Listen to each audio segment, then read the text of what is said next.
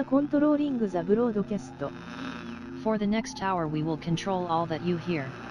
You are about to experience the knowledge and insights of the Media Mothership. Hey, you're listening to Edge Radio 99.3 FM. This is Media Mothership for another week on your streaming services and so forth. We're broadcasting out of Nipaluna, Hobart, Tasmania, the Edge Radio equipment here. And today will be your guide as we explore the media shaping our understanding of the world around us. I'm your host, as always, Dr. Craig, joined by my co-host. I was trying to think of an adjective. Lord Taylor. Hey, Lord Taylor. The adjectiveless Lord Taylor. That's me. Yeah, we're titled up. So yes, we're streaming, as always, on edgeradio.org.au, as well as on YouTube and Twitch. You can find us by just searching Media Mothership. We're also on the DAB. Yep. Digital Audio. Yep. Zone 1. Broadcast. Whatever we are. And your FM system on 99.3 FM if you're within a, 10-meter radius. No, a little bigger than that. So do message us on the chat via YouTube or Twitch, or SMS us on 048888 11707. Today's topic, we're going to get around to the concept referred to as the Mandela effect. Oh, fantastic. Named after Nelson Mandela. But before we do that, I do have a bunch of exciting breaking news stories to get to. Cool. So my first story is from Baldur's Gate 3. Baldur's Gate 3. The third Baldur's Gate movie, which I know you've been playing, right, Lord Taylor? Yeah, I have. Haven't played it for a while, actually, and I've never finished the game. Well, this might inspire you. Yeah. This is on How to Geek, and it's an article that explains, title is Want to Play Baldur's Gate 3 with Attenborough? AI voice mod makes this possible. Attenborough. Attenborough? Like capybara. That's right. The borough Yeah. of Atten. So David Attenborough, the well-known documentarist, nature documentarist, someone has inevitably put a mod into the game engine of Baldur's Gate 3 that revoices the narration as David Attenborough. So it's quite clever, and I did find a little audio sample that we'll listen to. Okay. Sorry, we'll just skip this to the bit when that actually happens. Because what I found really fascinating about it is that it's had to be quite clever in leaving the other dialogue in the original voice actors. So the characters are all still voiced in their voices. But then just when the narrator kicks in to explain what's happening, you get this wonderful documentary you're in vibe. That's not very clever, though, is it? Well, Because if you think about how voice lines are within the game, they're all discrete little files. they're all discrete little files of, usually within a character's own folder. So it would have just, delete these files and replace them with this. Yeah. Well, let's hear how it all comes together. Okay. Immediately, your mind is swept into a greater vortex, a psionic storm with Minthara at its center.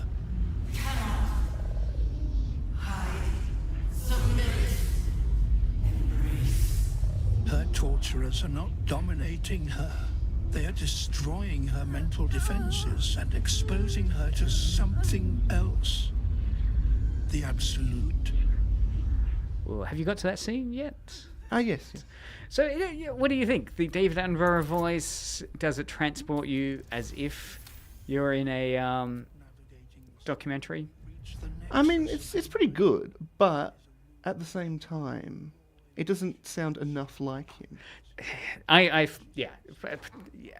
Yeah, and it does sound a very AI as opposed to my literal human voice then, which struggled to make a sentence, which would be at least human. Whereas, the perils of the AI voice. Well, look, I mean, as a proof of concept, it's really interesting. Of course, it does, again, set up that perilous question of ownership. Obviously, David Attenborough probably didn't give his permission for this modification to be done. Yeah. So yeah, look, while it's, I guess it's a free little mod, as mods often are, that you can play in the game. That will, I guess the appeal is that, it's a fantasy game, Baldur's Gate, set in Dungeons and Dragons world. So it is kind of fun having a well-known documentary voice like David Attenborough suddenly drop into the game, and it immediately puts you into that position of, you're getting an explanation of something, the courtship methods, the life cycle of humanity. So it does give it that idea of gravitas. It does draw upon. David Attenborough, I don't think he's ever done a voiceover for a video game. I think. Oh, is there a message? Yeah, I've got a I've got a phone call. That's Is it David Attenborough? It might be. You never know. What the heck are you doing? I'm just going to look that up, make sure it's not important. Oh, well, here we go. Live privacy analysis here. Yeah. They're probably reaching out to us at the studio. Probably. Offering us a deal to voice over Baldur's Gate 4. When that comes. All right, next article, while you're multitasking, is Deadpool and Wolverine. Oh, that's who it is. Deadpool? No, wine. Wine people. Trying to sell me wine. Boxes of wine. Oh, does this happen? Yeah. Here you go. You're hearing it here. The scams coming thick and fast into the media mothership studios because, we are pretty much ground zero. I don't know what for, but zero's there. I was going to block that number, sorry. There's a little interesting article here. Deadpool and Wolverine, current movie that's getting kind of rave excitement. I'd say, is it rave excitement? Anyway. I've never seen the first one. Okay. Is there a second one? I've never seen the second one. There's 2 Deadpool movies, right? So this would be the third one. And both those have been met very positively by audiences and critics. This one's the bringing in Hugh Jackman to return to his role as Wolverine, of course. It's just this little whimsical clip that was reported on in Gizmondo, which is the second time I've found an article being reported on for the silence your phone message you receive before you watch the movie. Right, so if you're in the cinema, there'll be a kind of ad. That was a very pointed reminder to me, wasn't it? This is right. This is why we're doing this article. This article comes on saying, please silence your phone. You're in the cinema. No one wants to hear your... You're in the radio station. Exactly. You're So in a way, you've demonstrated the urgent need for this, the fact that people need to be reminded still to turn their mobile phones off. So this is kind of fun because it's the PSA, the service announcement that plays at the front before you watch the movie. So in this scene, Wolverine, played by Hugh Jackman, and Deadpool, played by Ryan Reynolds, walking down this kind of corridor, and this is what happens. So I heard Secret Wars is finally going to introduce... You get reception down here? I don't have a phone. It's coming from out there. Hey, Bub. You're in a movie theater, not the off room in your mom's nursing home. So turn your phone to silent, or I'll shove it so far up your you'll have to answer it through your No, easy now. Easy now. So much testosterone. It's... God, when you yell like that, it makes my vibrate. At least I think it's my... Listen, just, turn your phones off. Or put them on silent, whatever you prefer. I'm gonna take his neck veins for a walk now. Enjoy the film. Nice fourth wall break back there. I didn't think you had it in you. Shut your mouth. No. They do not like that word in America or Canada. I mean, it's clever to tell a message which everyone's kind of exhausted by, and there's probably a lot of people just tune out when that message comes on in the cinema. So this is a kind of clever way of getting people to actually go, okay, yeah, I'm paying attention, I can hear this, and I will turn my phone off. I will turn my phone off as long as... This is very passive-aggressive of me. As long as they remove the ME Bank ads and the Amy ads What do you from the cinema. Do you you don't turn your phone off typically at the No. as a political statement? Like, Yeah. you know, these ads are intruding upon my sense of movie watching. They're intruding upon my Therefore- intelligence, intruding upon my way of life. Yeah, but don't you think there's a kind of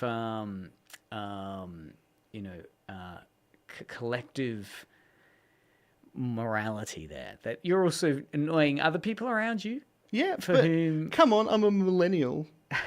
I'm very self-centered. You're not helping anyone out here. All right. Well, talking of not helping anyone and the annoyance of sounds, this is a fun little article out of Dex Ertl. That's fun. Titled "YouTuber Furious After Video Gets Copy Strike for Washing Machine Sound." This is a hilarious article where a YouTuber was doing a stream, and after it was published, he found that video got a copyright strike for including the jingle from a Samsung washing machine. I'm not putting your mic on until you stop your bag. Finished. Causing him to call out the platform, the YouTube, as fraudulent content ID claims, right? Because clearly this Samsung, your spin cycle's finished, is not a copyright music piece that can somehow demonetize a YouTube piece, but nevertheless, because someone has been able to upload, what it turned out was that this notorious guy had been able to upload the sound. So the article goes on to talk about how it goes back to 2024, May 27th, Norwegian YouTuber Albino was playing New Vegas, and equally got done by this music artist called Aduego, right? So this is allegedly, this YouTube channel called Aduego had recorded the sound of the Samsung machine and uploaded it as his creative content and connected it to demonetization things. So now whenever that sound is heard, it would trigger a copyright claim going back to this guy's he just recorded it from the sound of it. So he doesn't own the music. He doesn't own Samsung, of course. But nevertheless, he's been able to draw money out of being the one that uploaded this sound effect. Of course, the sound itself is a jingle from the song Die Forer. Die Forer, from Austrian composer Franz Schubert. So we'll play it. Schubert. Schubert. Die Forel from Franz Schubert. Let's listen to it now. So we'll demonetize my clip now. Yeah, exactly. But this is the Samsung washing machine just finishing its spin cycle. Whatever. So as the guy was finishing his live stream, that triggered in the room next to him, and YouTube bots pinged him for being in breach of copyright, demonetized his clip. Monetization then went to the guy that had improperly loaded up that recording. And again, it goes to the fact that the monetization thing is just broken in YouTube. Also, when it comes to washing machine jingles, that went on for far too long and was too invasive. Really did. So there's other articles. Ars Technica also picked it up, pointing out how washing machine chime scandal shows how absurd YouTube copyright abuse can get. So these are people that have just, uploaded content they don't own, claimed it's theirs, and then when in the background one of these machines goes off and makes that jingle, it then means that the vlogger's YouTube is demonetized. The monetization stream then goes to that incorrect channel.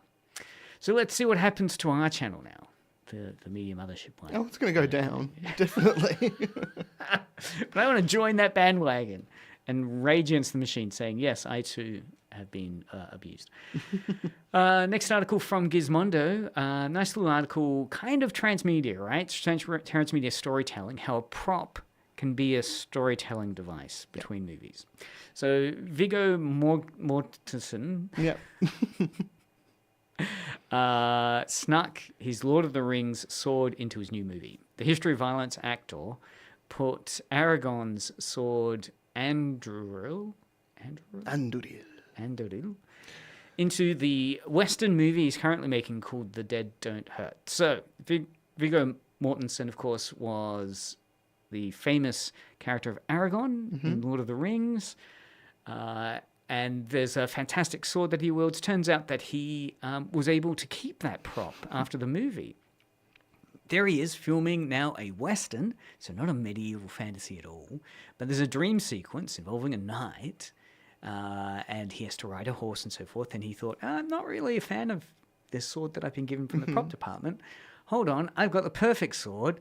He did decide to do the right thing. He called Peter Jackson first and said, Peter, do you mind if I use this sword in this Western I'm doing? And Peter Jackson's question was, is it important to the plot? Does it have much significance? And Viggo said, no, not really. It doesn't really have any bearing on the film. It's just a dream sequence.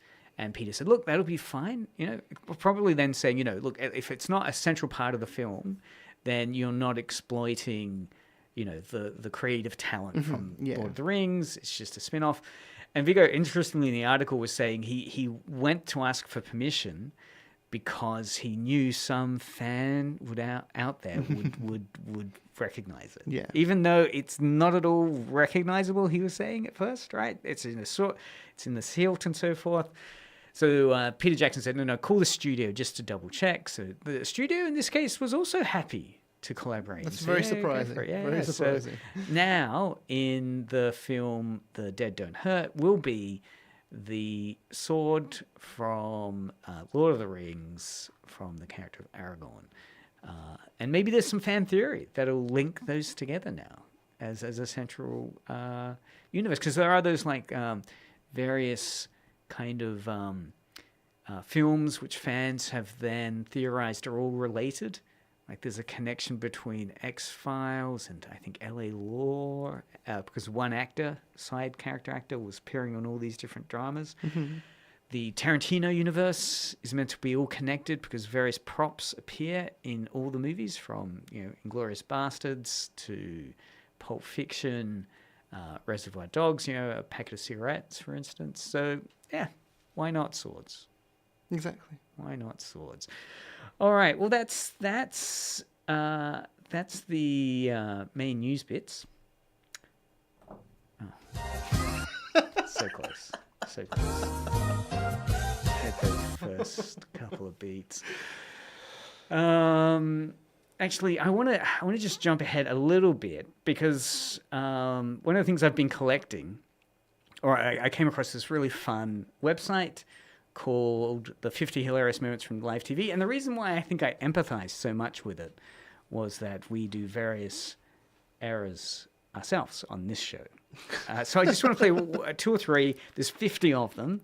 Okay. I just want to play 2 or 3 because normally I feel that I'm creating the show and there'll be mistakes, poor timing, audio not working, audio working when it's not meant to. Phones going off. And normally I'm on the receiving end of that in terms of the comedy of it is that, that German term, the what is it? The Schadenfreude. Yeah, when you're taking amusement at someone else's suffering.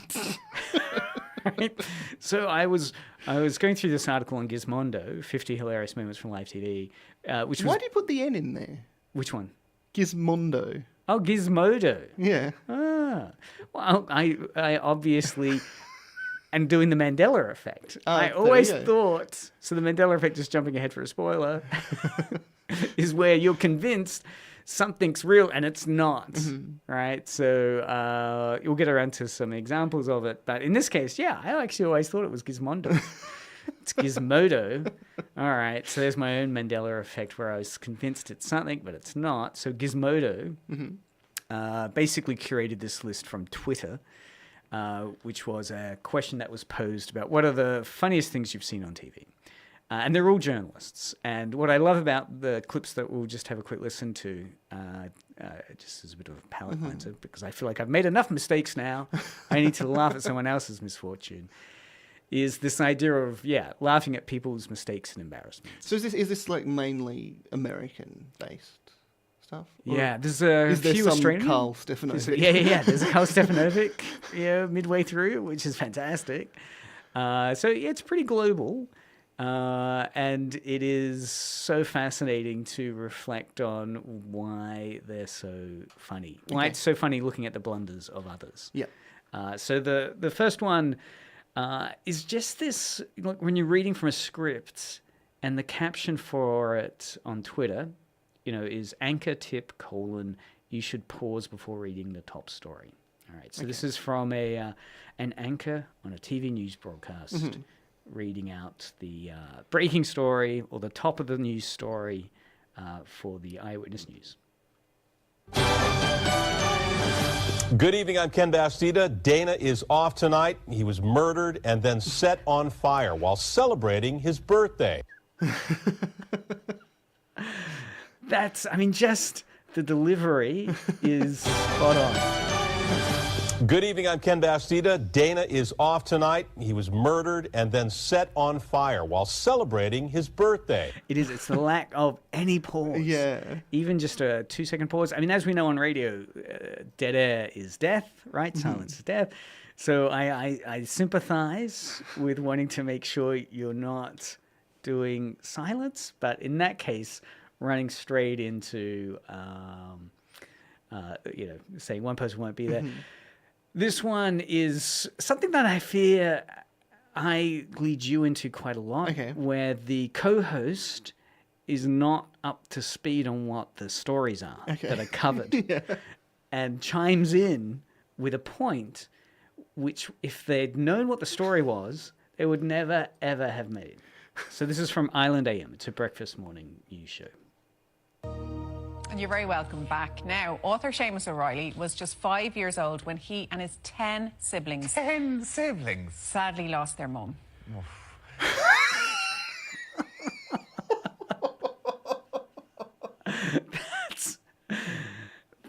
You can't... He just goes, oof, at the end. And you're very welcome back. Now, author Seamus O'Reilly was just 5 years old when he and his 10 siblings... 10 siblings? ...sadly lost their mum. She doesn't help at all his hole that he's just done. Yeah. Right? She just commits to the script. He's just added in 10 siblings, thinking there's some kind of amusing little piece about large families. But instead, it's the loss of their mum. So this is the... you still haven't at all committed to the phone off? At least that was just a bing. That was just a bing. That was just a bing. Here we go. This one I find truly... of the 50, this is the one that I actually will come back to and potentially put as my phone ringtone. Okay. So this is during COVID. And this is Alabama. Alabama. La la la la la Bamba. Alabama Governor Kay Ivey. So the guy that posted this to Twitter said, "You don't know politics if you don't know this iconic speech by Alabama Governor Kay Ivey." So you've got to understand he's there at a press release, he's announcing some policy during COVID. Yep. So he's surrounded by journalists. He's there at the podium delivering this message, and he's a kind of one of those typical older statesman type figures. They are we're getting a slight increase in the number of doses that we'll be getting to the state. It's one of those ones where the more you listen to it, we're getting a slight increase in the number of doses that we'll be getting to the state. It's like it shouldn't, it's so lowbrow. Right? That is really lowbrow. We're getting a slight increase in the number of doses that we'll be getting to the state. It's just so lowbrow. Why are you making me laugh at that? It's from the depths of the digestive tracts. You can almost smell it. It's we're getting a slight increase in the number of doses that we'll be getting to the state. It does make me feel a lot better doing this show. You know, Yeah, you've never done that. You've not done that yet, no. I've not yet done that.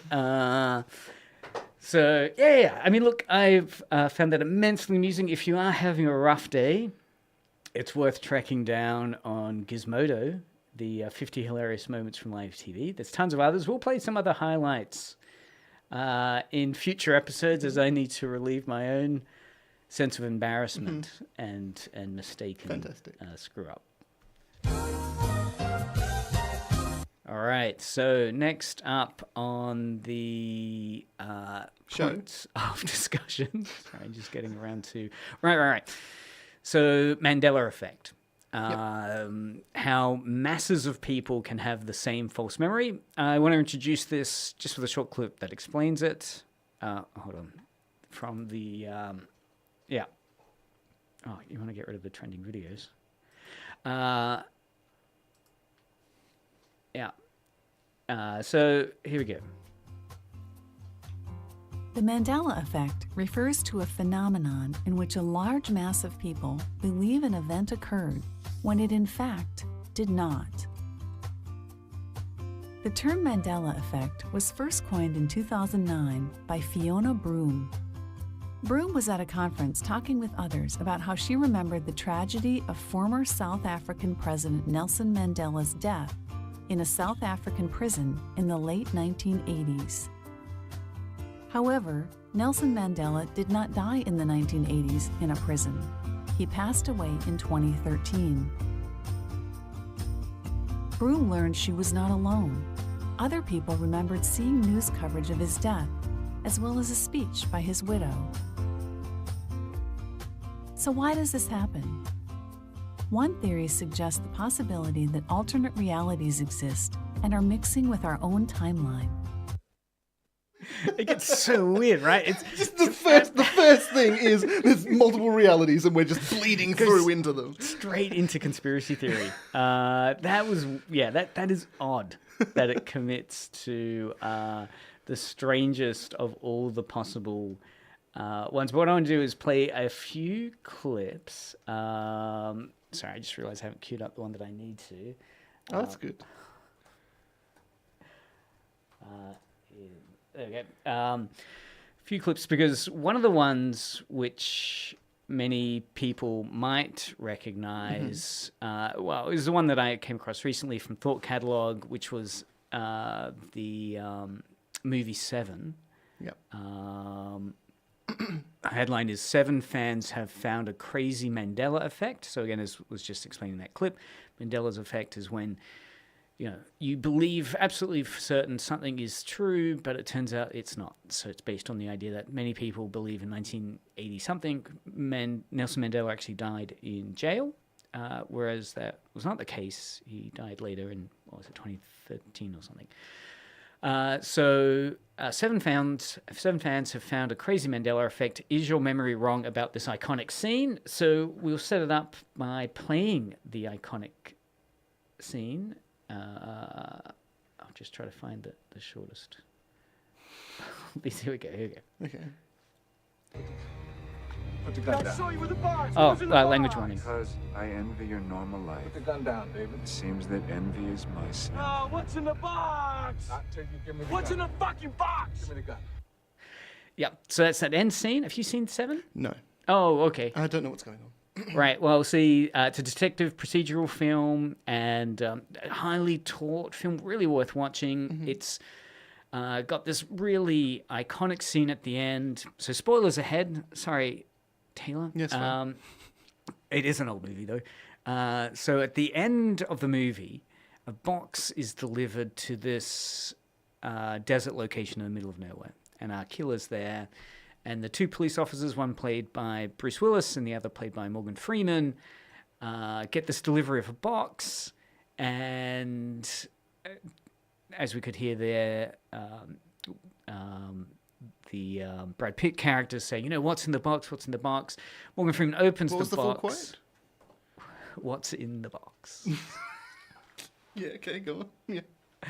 Yeah. And on Twitter, or this discussion space, there was this debate as to whether or not you saw what's in the box. Okay. Because many people were posting in saying, no, they saw what was in the box. They have a vivid memory at the end of the film of seeing the head that's we know we're told is in the box.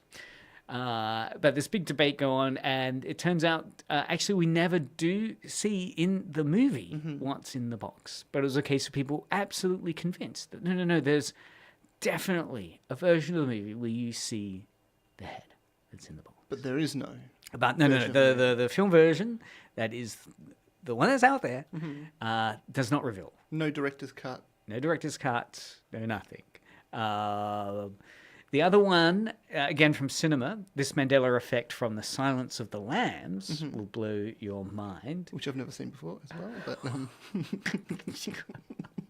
oh my. Anyway, this scene from Silence of the Lambs is equally considered very confusing. Again, it's in the classic scene when basically Clarice meets Hannibal Lecter. So Silence of the Lambs, again, another detective film. Anthony Hopkins plays the detective, and this is the scene here that we'll play a little sequence of now.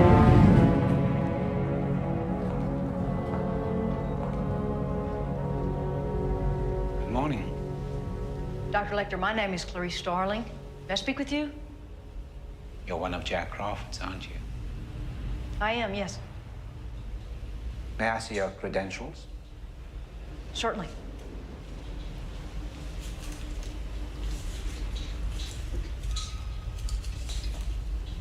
Closer, please. Closer.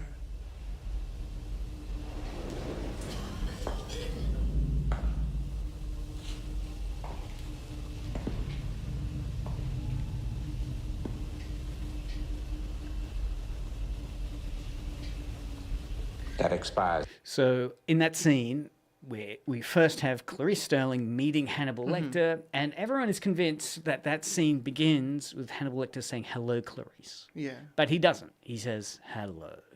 Or was it "Good morning"? Oh my God, I'm going through a Mandela effect. But it's not "Hello, Clarice." Yeah. But everyone is convinced. They say, no. He says, "Hello, Clarice." So people began trying to figure out where this idea of Hannibal Lecter says, "Hello, Clarice" came from. Some people have argued that it actually came from a trailer. Others have said it was Jim Carrey's performance a few years later in the film Cable Guy, where he performs the character of Hannibal Lecter in the scene, which we'll listen to now. Sure. Check this out.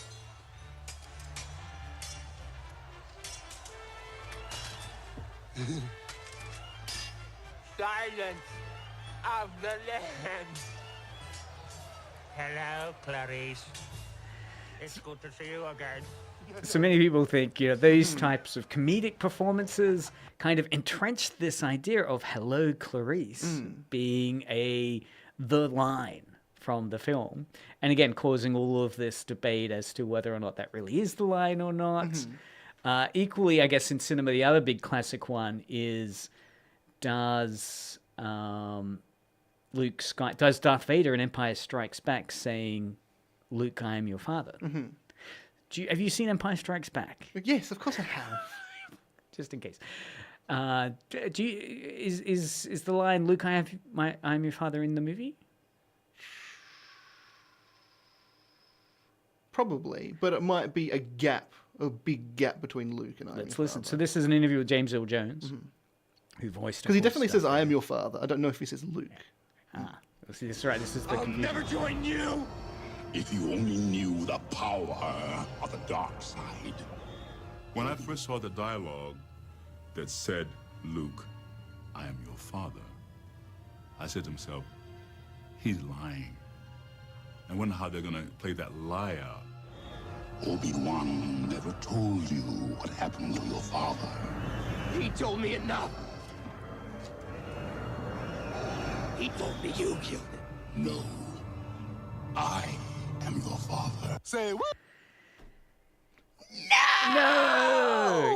So it's no, I am your father. It's not Luke, Mhm. I am your father. Yeah. Although people are convinced that that's in the film. What I like, I guess, what I find most interesting about this theory and the debate around is this or is this not the line from the movie?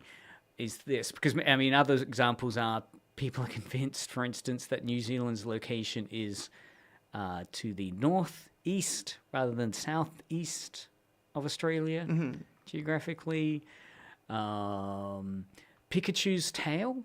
There's a whole Mandela effect debate about whether or not Pikachu's really tasty. Pikachu's tail is black tipped or not. So is Pikachu's tail black tipped? No. There we go. Many people though argue that it definitely is black tipped, Mm. and there are versions where there's a black tip on his tail. But I think the confusion is those ears. The ears are black tipped. The ears are black tipped. Yeah. Especially Pichu as well. It's got the black tipped on the ears too. The original version of Mickey Mouse had him in suspenders. Which it's not the case, but that's a bit more No. obscure. But many people are convinced that Mickey The Mouse black and is- white one, right? Yeah, the black Yeah. and white one has him in shorts, but with suspenders. But there are no suspenders. And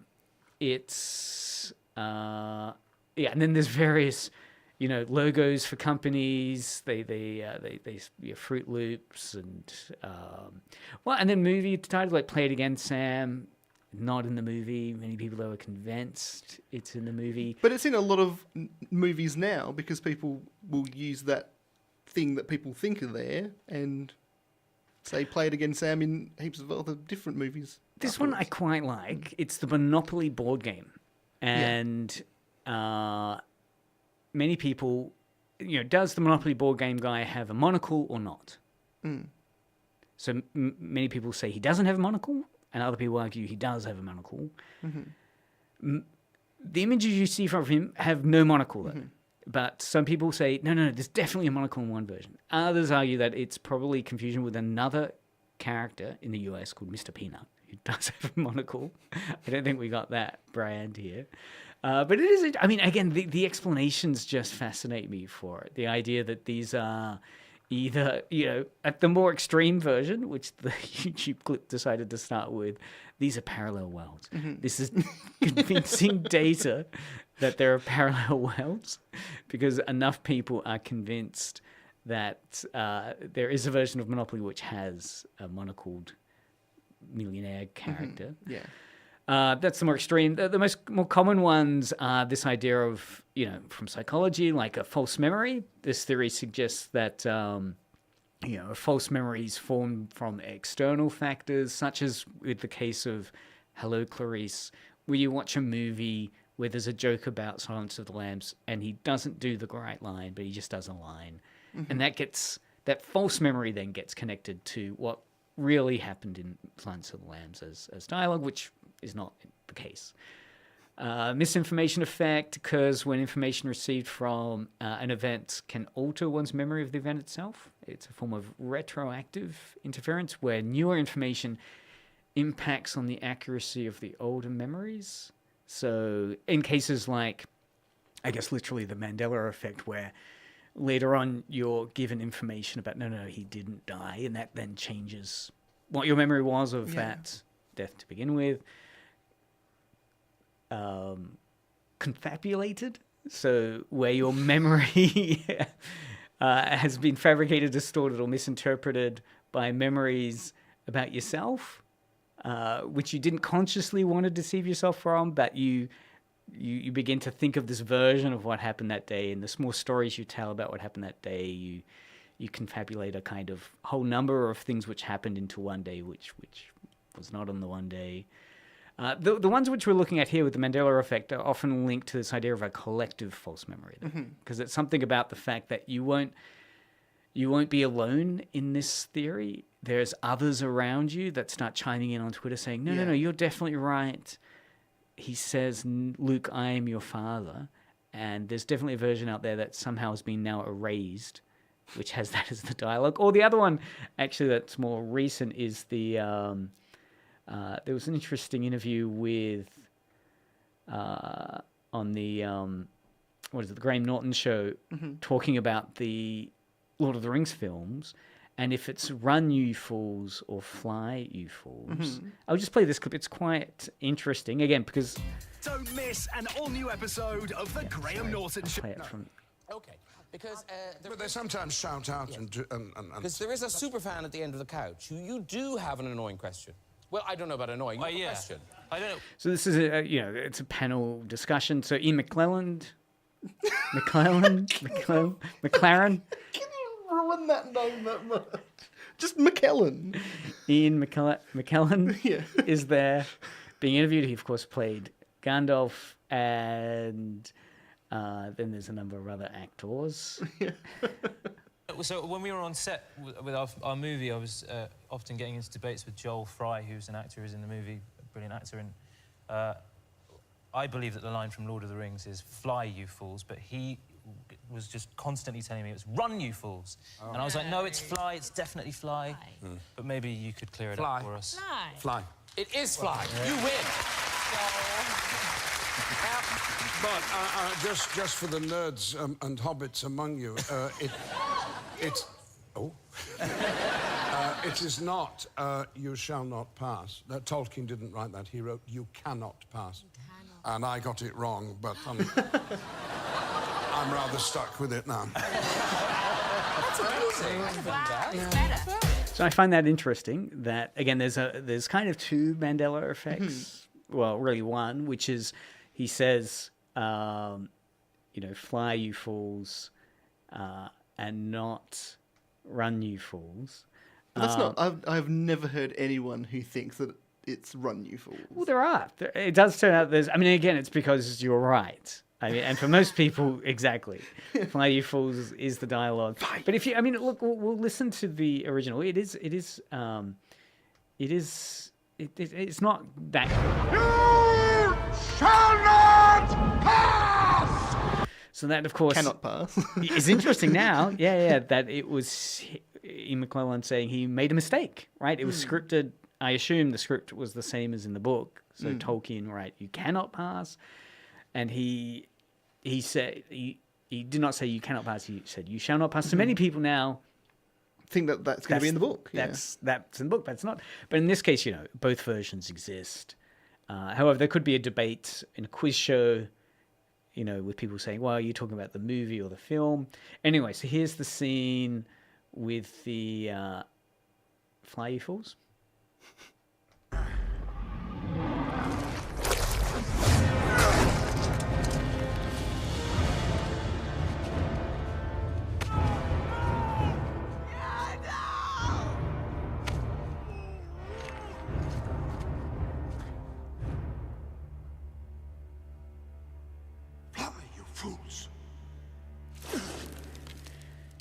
So, yeah, if you know it's "Fly, you fools," and you listen to it, you hear it, but it's not too clear.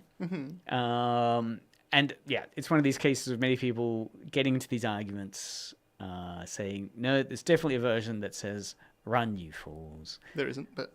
and, well, that's right, there isn't. But it is one of the frustrating things. What you could see yourself getting into then is this big debate, and the person refuses, and there's others around them saying, no, I agree, it's "Run, you fools," and then they try to wrestle with why is their version not the same as yours, and then you can end up with discussions of parallel universes. Exactly. This is which variant are we in? What Earth number are we in?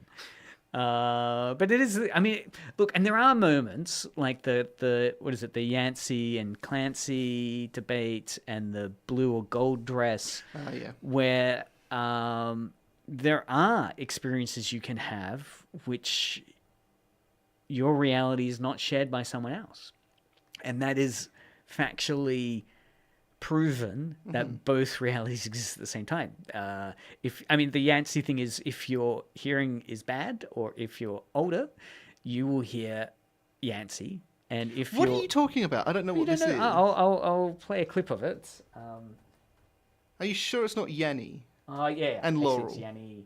That's it. Yeah. Yanni, Laurel. Sorry, I have no idea. Yanni or Laurel. Right, so it's this one. Laurel. Laurel. Laurel. Laurel. Laurel. Laurel. Laurel. So Laurel. I'm hearing Laurel. Laurel. What are you hearing? Laurel. Both. Really? Laurel. Yeah. I'm definitely hearing Laurel. But again, the idea is that is which one you hear is also an index for the how healthy your hearing is. Yeah. I don't feel my hearing is very good. So in terms of actually explaining why you hear a difference, there's an explanation for it. But also you've got to then understand that even though I 100% only hear Laurel, someone out there will hear Yanni, which seems to be a completely different word. So, yes. So again, that's all that and more is the bizarre reality that that can face us out there. Sorry, your battery's running low on my damn laptop. Let's risk dangerously and see if we can complete this. Okay. Yeah. Broadcast. Boom. Okay. Well, I've got something to talk about All anyway. That's sort of like news media worthy. The disappearance of the just going under the desk there. The disappearance of the British what's it called? Dietitian Conservative doctor, Party. Dietitian. Oh doctor yeah. in That was Greece. this morning's breaking news. Yeah, Dr. Michael Mosley. He's really good. Liked all of his shows. Okay, I'm not familiar with him. Very smart. Very into sort of making sure that everyone's healthy and looking into going deep into a lot of really interesting science. And like Harold health-based science and Holt, stuff. he's disappeared without a trace. Disappeared without a trace. Yeah. Off some rocky outcrop as he went for a walk along the beach by himself.